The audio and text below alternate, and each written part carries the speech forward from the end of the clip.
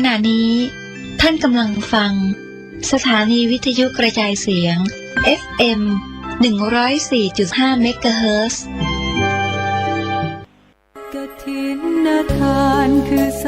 เพื่อการประชาสัมพันธ์ขอเชิญร่วมทำบุญทอดกฐิน2 วัด2 วัฒนธรรมสมทบทุนก่อสร้างเสนาสนะวัดพันแหวนอำเภอเมืองเชียงใหม่และวัดบ้านทับอำเภอแม่แจ่มจังหวัดเชียงใหม่ตรงกับวันเสาร์ที่18 พฤศจิกายนพุทธศักราช 2566 เวลา 9:09 นาที โดยได้ถวายผ้ากฐินณวัดพันแหวนตำบลพระสิงห์อำเภอเมืองเชียงใหม่จังหวัดเชียงใหม่วัดนี้เป็นวัดที่มีอายุมากกว่า500 ปีตั้งอยู่บนถนนพระปกเกล้าซอย2ตำบลพระสิงห์อำเภอเมืองเชียงใหม่จังหวัดเชียงใหม่ปัจจุบันมีพระครูสิริปริยัติยานุศาสตร์เป็นเจ้าวาดวัดพันแหวนพร้อมคณะศรัทธาสาธุชนทั้งหลายก็ร่วมกันทำบุญทอดกฐินปีนี้รองศาสตราจารย์ดร.สมพรสง่าวงศ์คุณแม่ยอดยิ่งสง่าวงศ์พร้อมญาติพี่น้องและญาติธรรมทั้งหลายคณะศรัทธาวัดพันแหวนมีกุศลเจตนาทอดถวายกฐินณวัดพันแหวนวันเสาร์ที่18 พฤศจิกายนพุทธศักราช 2566ก็เชิญชวนศรัทธาสาธุชนทั้งหลายร่วมทำบุญทอดกฐิน2 วัด2 วัฒนธรรมกำหนดการวันเสาร์ที่18 พฤศจิกายน 9:09 นาทีแต่งเครื่องกฐินณวัดพันแหวนตำบลพระสิงห์อำเภอเมืองเชียงใหม่จังหวัดเชียงใหม่ศรัทธาพร้อมกันณบุญพิธีวัดพันแหวนประธานในพิธีจุดธูปเทียนบูชาพระรัตนตรัยมัคคณายกนำศรัทธาสาธุชนอาราธนาและสมาทานเบญจศีลภิกษุสามเณรเจริญพุทธมนต์ฉลององค์กฐินลำดับนั้นถวายผ้ากฐินพระสงฆ์ให้พรถวายภัตตาหารเพลแด่พระภิกษุสามเณร 12 นาฬิกาเชิญแขกผู้มีเกียรติร่วมรับประทานอาหารร่วมกันท่านที่จะร่วมทำบุญหรือสอบถามรายละเอียดได้ที่หมายเลข 0970071127 ก็เป็นการสอบถามได้ที่รองศาสตราจารย์ดร.สมพรสง่าวงศ์ประธานทอดกฐินในปีนี้ก็เป็นบุญเป็นอานิสงส์อันยิ่งใหญ่จากการทำบุญทอดกฐินท่านร่วมบุญร่วมกุศลและอนุโมทนาโดยทั่วหน้ากันสร้างเหตุความร่ำรวยด้วยกฐินนะโมตัสสะภะคะวะโตอะระหะโตสัมมาสัมพุทธัสสะปัสสะจิตตะกตังพิมพังอรุกายังสมุสิตังอาตุรังพหุสังกัปปังยัสสะนัตถิทุวังทิติติธัมมีกถาณโอกาสบัดนี้อาตมาภาพจักได้แสดงพระธรรมเทศนาบรรยายศาสนธรรมคำสอนขององค์สมเด็จพระชินวรสัมมาสัมพุทธเจ้าตลอดจนข้อคิดคติธรรมคุณงามความดีต่างๆมาอธิบายชี้แจงแสดงให้กับคณะศรัทธาญาติโยมสาธุชนทุกท่านวันนี้อาตมาภาพก็จะได้นำเอาเรื่องของนางสิริมาอธิบายชี้แจงแสดงให้กับคณะศรัทธาญาติโยมสาธุชนทุกท่านดำเนินความว่าสากิระราชคเหสมัยหนึ่งสมเด็จพระบรมศาสดาเสด็จประทับพระอิริยาบถอยู่ณวัดเวฬุวันมหาวิหารกรุงราชคฤห์ครั้งนั้นพระองค์ได้ทรงแสดงพระธรรมเทศนา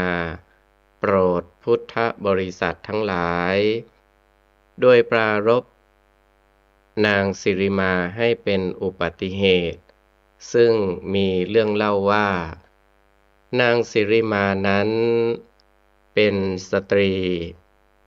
ที่มีรูปร่างสวยงามมากเป็นหัวหน้าหมู่หญิงงามทั้งหลายในกรุงราชคฤห์มหานครอยู่มาภายหลังวันหนึ่ง ในพรรษาการครั้งหนึ่งนางได้ผิดใจกันกับอุบาสิกาที่มีชื่อว่าอุตรา ผู้เป็นธิดาของปุณกเศรษฐีและเป็นสะใภ้แห่งสุมาณเศรษฐีนางประสงค์ที่จะทำให้อุบาสิกาอุตรานั้นดีใจหายโกรธจึงกราบทูลขอให้สมเด็จพระบรมศาสดาสัมมาสัมพุทธเจ้าพร้อมหมู่ภิกษุสงฆ์ซึ่งเสวยภัตตาหารแล้วทรงพระกรุณาอดโทษให้ณที่บ้านของอุบาสิกาอุตรานั้นครั้งนั้นในวันเดียวกันนั้นแลนางสิริมาได้ฟังคำภัตตานุโมทนาของสมเด็จพระทศพลสัมมาสัมพุทธเจ้าก็ได้บรรลุโสดาปัตติผลในขณะจบพระธรรมเทศนาที่ทรงแสดงด้วยพระนิพนธ์คาถาว่าอโกเทนะชิเนโกทังอสาธุงสาธุนาชิเนชิเนกะทะริยังทาเนนะสัจเจนาลิกะวาทินังแปลเป็นภาษาไทยก็ได้ใจความว่าจงเอาชนะความโกรธด้วยความไม่โกรธจงเอาชนะความร้ายด้วยความดีจงเอาชนะความตระหนี่ด้วยการให้จงเอาชนะคนพูดเหลาะแหละด้วยความสัตย์จริงเมื่อนางสิริมาได้บรรลุโสดาปัตติผลเป็นพระอริยบุคคลในพุทธศาสนาอย่างนี้แล้วก็นิมนต์อาราธนาสมเด็จพระทศพลเสด็จสู่บ้านแล้วทำบุญให้ทานเป็นการใหญ่ในวันรุ่งขึ้นและได้ตั้งอัฏฐกภัตตร์อาหารภัตตร์สำหรับภิกษุ8 รูปไว้แก่สงฆ์เป็นประการประจำตั้งแต่นั้นพระภิกษุคราวละ8 รูปย่อมไปรับบิณฑบาตที่บ้านนางสิริมาเป็นประจำทุกวันส่วนนางสิริมานั้นครั้นเวลาใส่บาตรก็พูดด้วยวาจาอันไพเราะเป็นต้นว่าขอนิมนต์พระผู้เป็นเจ้ารับเนยใสขอนิมนต์พระผู้เป็นเจ้ารับน้ำนมดังนี้แล้วก็ใส่บาตรจนเต็มทั้ง8 รูปอาหารภัตตร์ที่ภิกษุรูปหนึ่งได้ไปสามารถที่จะพอฉันแก่ภิกษุถึง3 รูปหรือ4 รูปนางสิริมาจ่ายค่าอาหารบิณฑบาตวันละ16 กหาปณะทุกวัน1 กหาปณะนั้นเท่ากับ1 ตำลึงหรือ4 บาทค่าอาหารบิณฑบาตรูปหนึ่งก็ประมาณ8 บาทการต่อมามีภิกษุรูปหนึ่งฉันอัฏฐกภัตตร์ที่บ้านนางสิริมาแล้วได้ไปสู่วัดแห่งหนึ่งซึ่งอยู่ไกลออกไปประมาณ3 โยชน์1 โยชน์ก็เท่ากับ400 เส้นหรือ16 กิโลเมตรในเวลาเย็นภิกษุทั้งหลายในวัดนั้นจึงถามเธอซึ่งนั่งอยู่ในที่อุปถากพระเถระว่าคุณเธอไปรับบิณฑบาตที่ไหนมาภิกษุนั้นเรียนว่าผมฉันอัฏฐกภัตตร์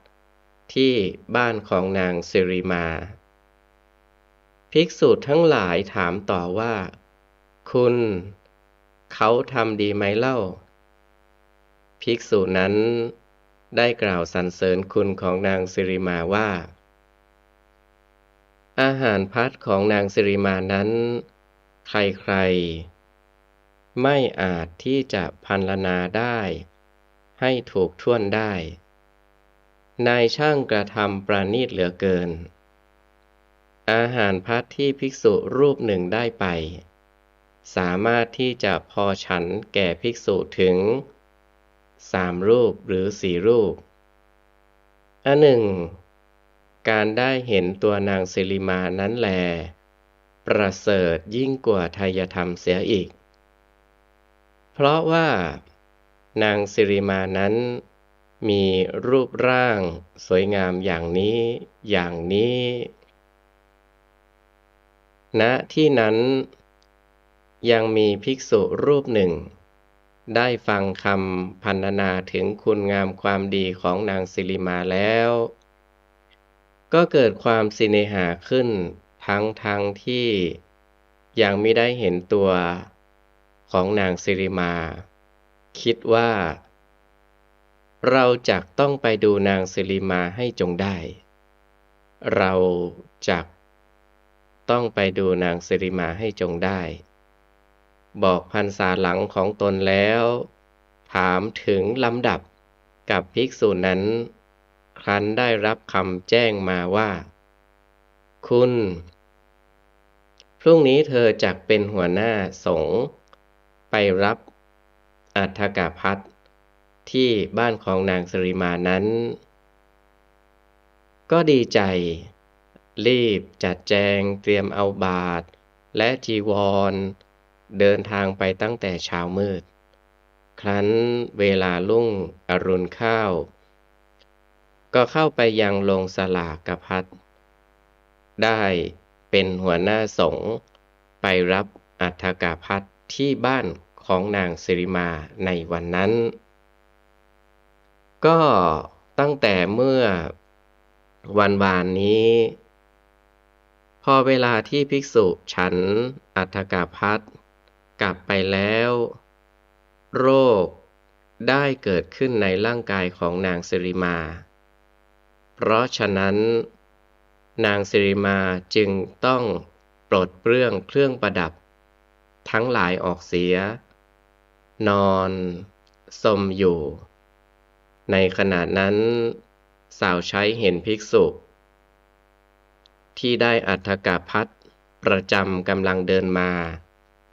จึงเรียนถามนางสิริมาให้ทราบ ฝ่ายนางสิริมาไม่สามารถที่จะรับบาตรนิมนต์ให้นั่ง และอังคาดเลี้ยงดูด้วยตนเอง จึงสั่งสาวใช้ทั้งหลายให้ช่วยทำแทนว่า แม่หนูทั้งหลาย พวกเจ้าจงพากันรับบาตรนิมนต์พระผู้เป็นเจ้าให้นั่ง ถวายให้ดื่มข้าวยาคู ถวายของเคี้ยว ครั้นถึงเวลาอาหาร จงถวายภัตตาหารให้เต็มบาตร สาวใช้ทั้งหลาย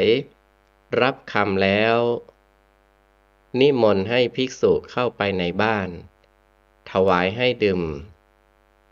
ข้าวยาคู ถวายของเคี้ยว ครั้นถึงเวลาอาหารพัด ก็ได้ถวายภัตตาหารให้เต็มบาตร แล้วจึงเรียนให้นางสิริมาทราบ ฝ่ายนางสิริมาจึงบอกกับสาวใช้ทั้งหลายว่า พวกเจ้าทั้งหลายจงช่วยประคองฉันไป ฉันจักไหว้พระผู้เป็นเจ้าทั้งหลาย สาวใช้พากันประคองนางสิริมาไปยังที่ใกล้ภิกษุทั้งหลายแล้ว นางสิริมาก็ไหว้ภิกษุทั้งหลายทั้งที่ร่างกายสั่นอยู่ ส่วนภิกษุผู้เป็นหัวหน้าสงฆ์ไปรับอัฏฐกภัทรนั้น พอพิจดูนางสิริมาแล้วคิดว่า นางสิริมาเป็นไข้ยังมีรูปร่างสวยงามถึงปานนี้ ถ้าในเวลาที่ไม่เป็นไข้ นางสิริมานี้แต่งเครื่องประดับพร้อมสับแล้ว จากมีรูปสมบัติสักเพียงไรขณะนั้นกิเลสที่ภิกษุนั้นได้สั่งสมไว้นับโกฏเป็นปีก็กำเริบฟุ้งขึ้นมาทำให้เธอเคลิบเคลิ้มลืมตัวจนไม่อาจที่จะฉันอาหารพัดถือเอาบาตรกลับวัดปิดฝาบาตรเก็บไว้ณส่วนข้างหนึ่งแล้วปูลาดจีวรนอนแน่นิ่งไปมีภิกษุผู้เป็นเพื่อนรูปหนึ่งมาวิงวอนร้องขอให้เธอฉันอาหารแต่ก็ไม่สำเร็จเธอจึงได้ตัดอาหารแต่นั้นมาฝ่ายนางสิริมานั้นก็ได้ทำกาลกิริยาตายในเวลาเย็นวันเดียวกันนั้น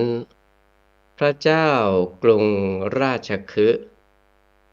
ได้ส่งพระราชสาร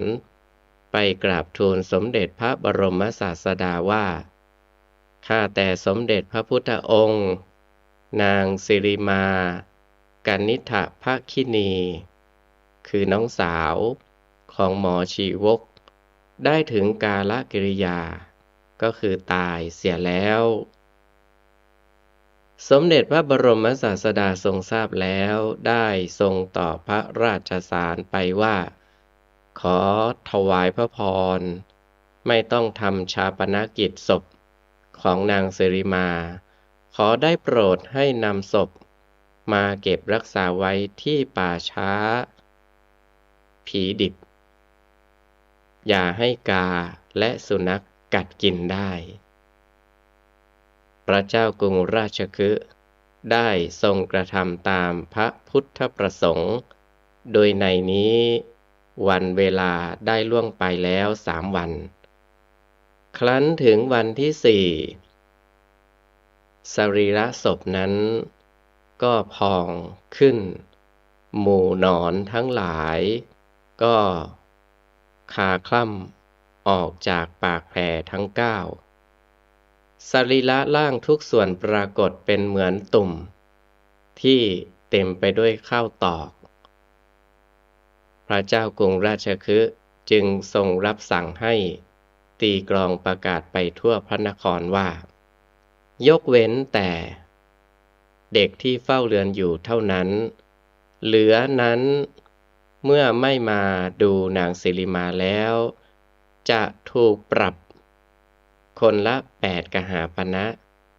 และพร้อมกันนั้นได้ทรงส่งพระราชสารไปกราบทูลสมเด็จพระบรมศาสดาว่าขออาราธนาภิกษุสงฆ์อันมีองค์พระพุทธเจ้าเป็นประมุขจงมาดูนางสิริมาสมเด็จพระบรมศาสดารับสั่งให้แจ้งแก่ภิกษุทั้งหลายว่าพวกเราทั้งหมดจักไปดูนางสิริมาฝ่ายภิกษุหนุ่มที่ตัดอาหารนั้นไม่เชื่อฟังคำของใครๆไม่ยอมทานข้าวไม่ยอมฉันภัตตาหารตัดอาหารนอนนิ่งมาได้4 วันแล้วอาหารพัดในบาตรบูดขึ้นราสนิมขึ้นจับบาตรในขณะนั้นภิกษุที่เป็นเพื่อนกันเข้าไปกระซิบบอกว่าคุณสมเด็จพระพุทธองค์จะเสด็จไปดูนางสิริมาภิกษุหนุ่มรูปนั้นทั้งที่หิวแสนจะหิวอย่างนั้นพอเพื่อนพูดว่าสิริมาเท่านั้นรีบลุกขึ้นถามว่าเธอพูดอะไร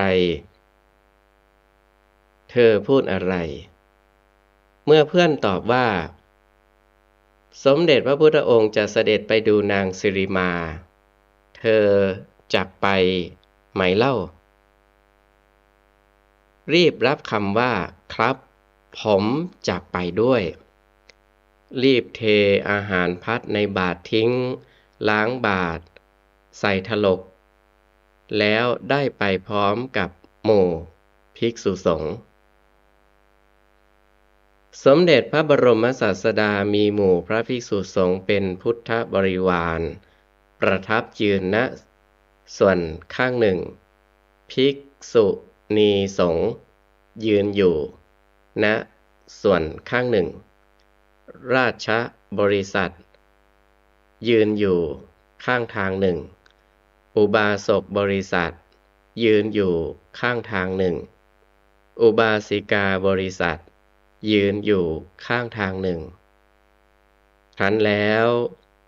สมเด็จพระบรมศาสดาตรัสถามพระเจ้ากรุงราชคฤห์ว่านี่อะไรมหาบพิตรสมเด็จพระเจ้ากรุงราชคฤห์ทูลตอบว่านี้คือนางสิริมากนิษฐภัคคินีน้องสาวของหมอชีวกพระพุทธเจ้าค่ะตรัสถามอีกว่านี่นางสิริมาหรือ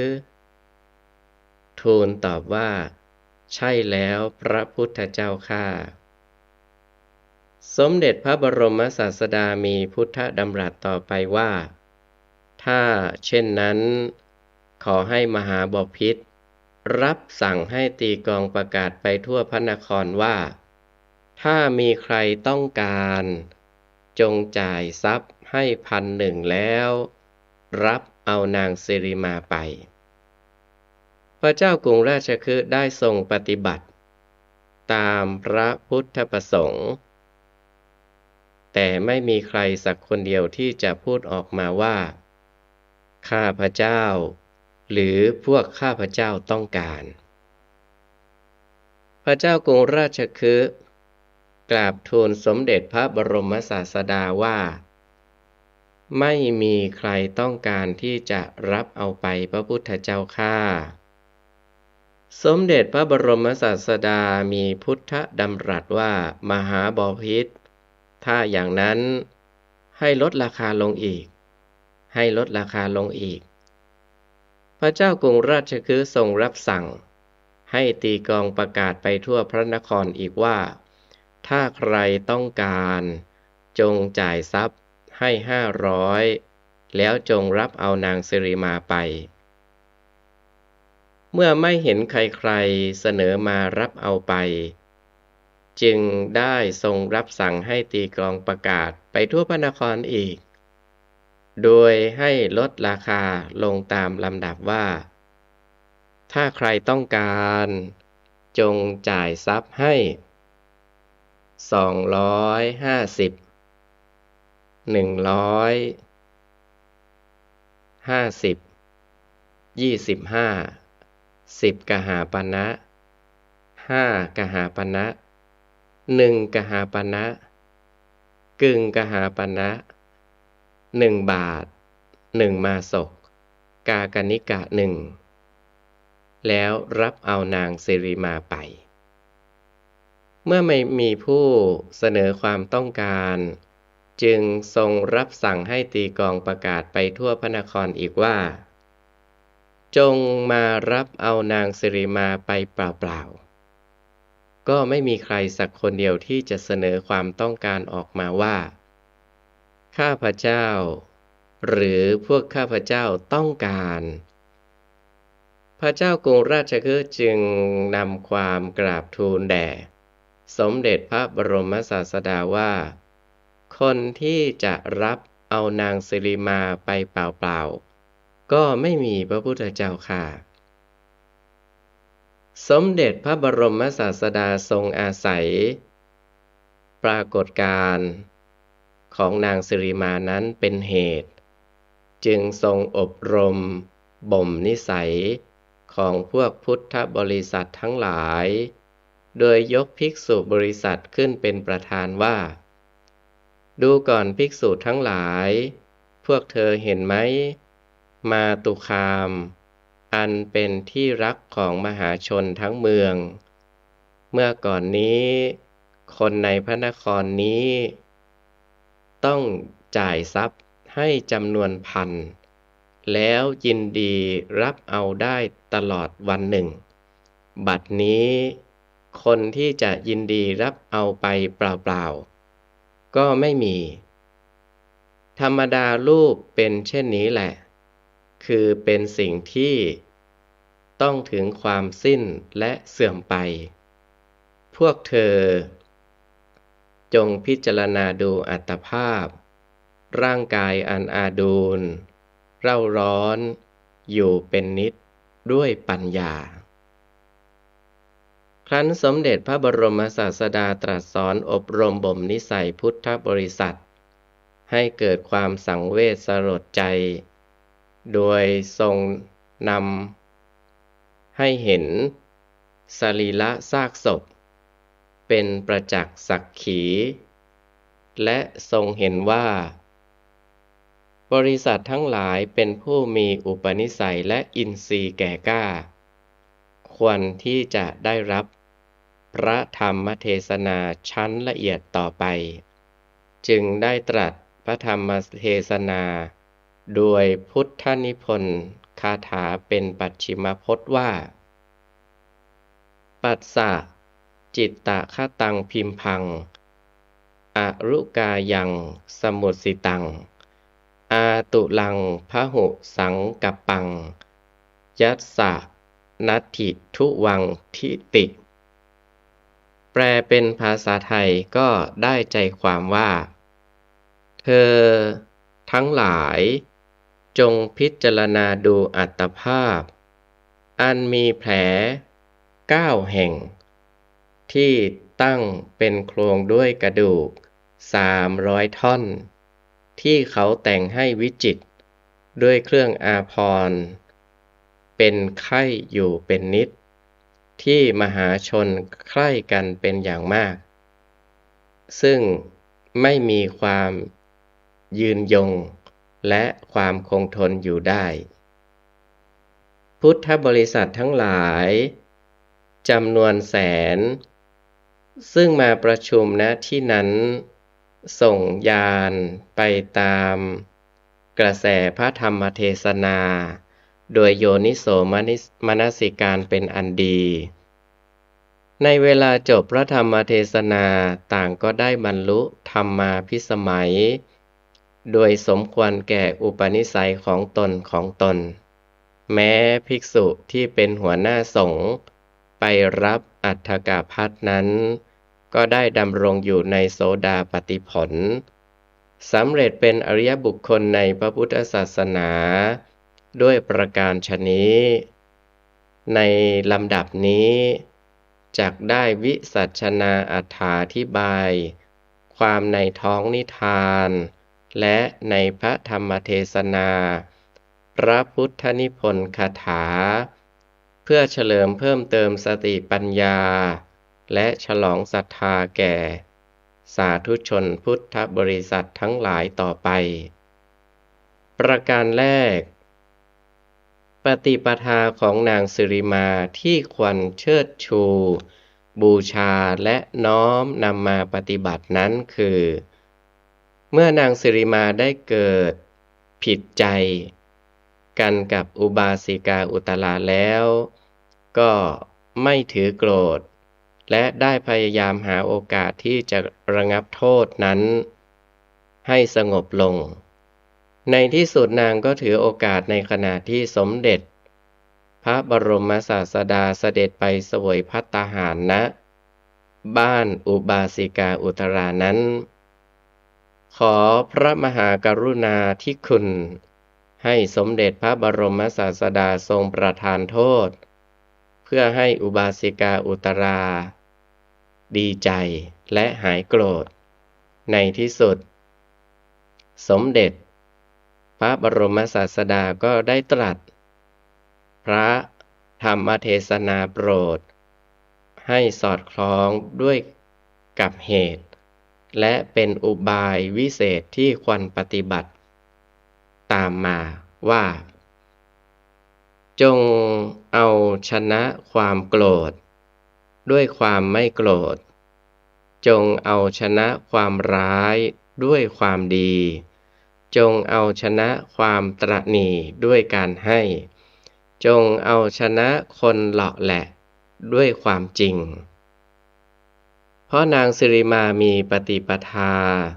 เจริญรอยคล้อยตามพระพุทธโอวาทนี้ ในที่สุดก็ได้บรรลุโสดาปัตติผลเป็นพระอริยบุคคลในพระพุทธศาสนา นี้เป็นปฏิปทาจริยวัตรอันงามของอุบาสิกาในพระพุทธศาสนาแต่ปางก่อน ซึ่งควรที่อุบาสกอุบาสิกาในสมัยปัจจุบันนี้จะพึงบูชารักษาไว้ คือน้อมนำมาปฏิบัติตามด้วยประการฉะนี้ ส่วนประการที่สองนั้น นางสิริมาได้ประกอบด้วยศรัทธาตั้งอัฏฐกภัทรไว้แก่สงฆ์เป็นประจำ คือถวายอาหารบิณฑบาตแก่พระสงฆ์เป็นประจำวันละ8 ลูกจนตลอดอายุไขและได้กระทำบำเพ็ญโดยความเคารพด้วยมือของตนเองจนเมื่อเกิดโรคาพาธทำด้วยตนไม่ไหวจึงยอมให้ผู้อื่นทำแทนแม้กระนั้นด้วยความเคารพเลื่อมใสเป็นคุณสมุทัยเต็มเปี่ยมอยู่ในจิตตสันดานเป็นอันดีก็ยังพยายามให้สาวใช้ประคองให้ลุกขึ้นไปกราบไหว้ภิกษุสงฆ์การทำบุญให้ทานด้วยน้ำใจอันสะอาดด้วยมารยาทอันสุภาพอ่อนโยนนี้นับเป็นปฏิปทาอันควรที่จะเทิดทูนรักษาไว้ให้เป็นสมบัติของสาธุชนพุทธบริษัททั้งหลายอีกสถานหนึ่งด้วยประการฉะนี้อันหนึ่งโดยที่นางสิริมาเป็นสตรีที่มีรูปสมบัติสวยงามเป็นพิเศษจนเป็นเหตุให้มหาชนหลงไหลรักใคร่แทบทั้งเมืองแม้แต่พระสงฆ์ในพุทธศาสนาก็พลอยหลงไหลรักใคร่จนถึงกับลืมบริโภคอาหารฉันภัตตาหารด้วยเหตุนั้นเมื่อนางสิริมาถึงแก่กาลกิริยาก็คือตายสมเด็จพระบรมศาสดาทรงพระกรุณาให้เก็บรักษาศพไว้ในที่สุดพระองค์ก็ทรงใช้ศพนั้นเป็นอุปกรณ์สอนธรรมะในการสอนพุทธบริษัทให้คลายความหลงไหลในสิ่งที่ไร้สาระนั้นให้สำเร็จประโยชน์ตามพระพุทธประสงค์อันเป็นอุบายวิธีที่เรียกว่าหนามยอกเอาหนามบ่งและพระพุทธจริยวัตรข้อนี้เป็นมูลกรณีให้พุทธบริษัทนักปฏิบัติธรรมทั้งหลายถือการไปเยี่ยมป่าช้าหรือมีการบังสุกุลอันเกี่ยวเนื่องกับการศพสืบมาจนตลอดกาลปัจจุบันทุกวันนี้ข้อที่สมเด็จพระบรมศาสดาตรัสพระธรรมเทศนาโดยทรงแนะนำให้พิจารณาดูอัตภาพร่างกายอันมีลักษณะทั้งน่ารักทั้งน่าชังด้วยประการต่างๆแล้วในที่สุดก็ตรัสชี้ให้เห็นความจริงว่าเป็นสิ่งที่ไม่ยืนยงคงทนถาวรอะไรคือมีความแตกสลายสูญหายไปในที่สุดนั้นมีอธิบายว่าโดยปกติอัตภาพร่างกายของสัตว์ทั้งหลายนี้เป็นสมุฏฐานสำคัญที่ทำให้ตนของตนเองและบุคคลอื่นที่ไม่ได้ศึกษาปฏิบัติธรรมต้องหลงรัก และหลงชังจนเกิดเป็นมหันตภัยอันน่ากลัวในหมู่มนุษย์เป็นอันมากเพราะฉะนั้นพระพุทธองค์จึงได้ทรงแสดงธรรมโดยยกเอาอัตภาพร่างกายอันเป็นตัวการมูลฐานที่สำคัญขึ้นมาแสดงแจ้งคุณและโทษให้เห็นตามสภาพที่เป็นจริงว่าอัตภาพร่างกายนี้นั้นมีแผล9 แห่งคือที่เรียกว่าทวารทั้ง9อันได้แก่ทวารตาทั้ง2ทวารหูทั้ง2ทวารจมูกทั้ง2ทวารปาก1ทวารหนัก1ทวารเบา1ทวารทั้ง9นี้เป็นที่หลั่งข้าวและไหลออกแห่งสิ่งโสโครกทั้งหลายอยู่เป็นนิจถ้าได้เพ่งพิจด้วยวิจารณญาณแล้วจักเห็นเป็นสิ่งที่น่าเกลียดอย่างยิ่งและเป็นของไม่มีแก่นสารอะไรเพราะสร้างขึ้นด้วยโครงกระดูก300 ท่อนล้วนแต่เป็นสิ่งที่ไม่ถาวรมิหนำซ้ำน่าเกลียดมีแต่ของเน่าของเสียเต็มไปหมดทั่วทุกหนทุกแห่งตลอดร่างกายนี้บุคคลทั่วไปแม้จะประดับตกแต่งให้วิจิตรงดงามด้วยอาภรณ์พันและสุขันธมาลัยอันหอมหวนสักเพียงไรก็เป็นเพียงเครื่องลวงตาลวงใจสำหรับบุคคลผู้ไม่ได้พิจารณาชั่วการชั่วขณะเท่านั้นและเป็นสิ่งที่เป็นไข้อยู่เป็นนิจเพราะจำต้องรักษาพยาบาลอยู่ด้วยอิริยาบถทั้ง4ตลอดกาลแต่กระนั้นก็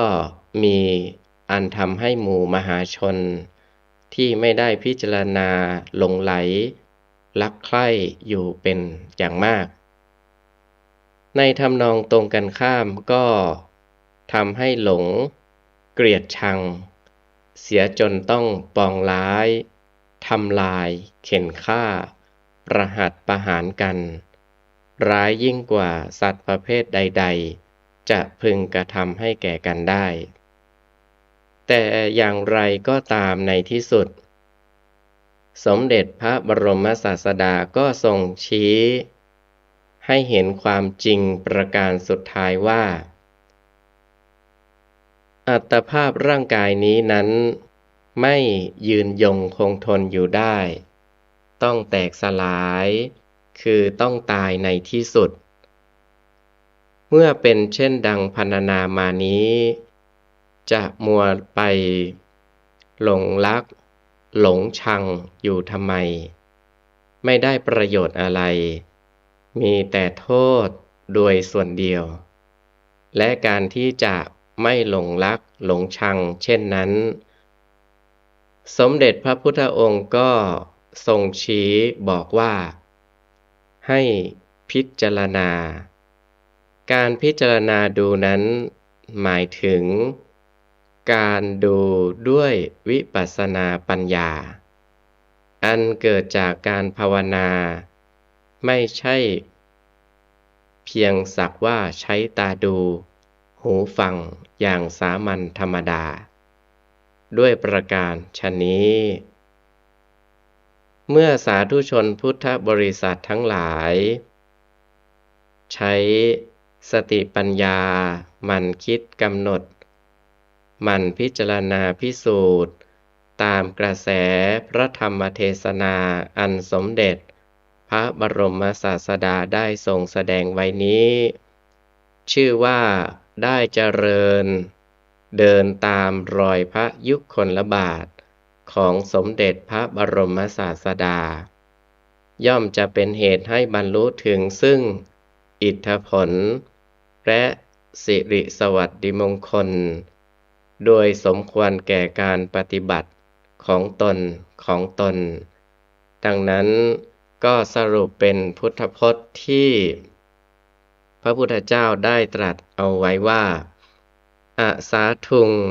สาธุนาชิเนความร้ายในโลกล้วนเหลือหลายรุมรอบรบใจกายเกลื่อนแท้สิ่งอื่นจักหักหายหาห่อนมีลือเว้นแต่ความดีแก้กับร้ายกลายดีวันนี้อาตมาภาพได้นำเรื่องของนางสิริมาอธิบายชี้แจงแสดงให้กับคณะศรัทธาญาติโยมสาธุชนทุกท่านก็สมควรแก่เวลาท้ายที่สุดนี้ก็ขออำนวยอวยพรให้กับคณะศรัทธาญาติโยมสาธุชนทุกท่านจงประสบด้วยจตุรพจน์พระพรชัย4ประการกล่าวคือมีอายุวันนะสุขะภาละปฏิภาณธนสารสมบัติมีความสุขกายสุขใจเจริญในธรรมะขององค์สมเด็จพระบรมศาสดาสัมมาสัมพุทธเจ้าทุกท่านทุกคน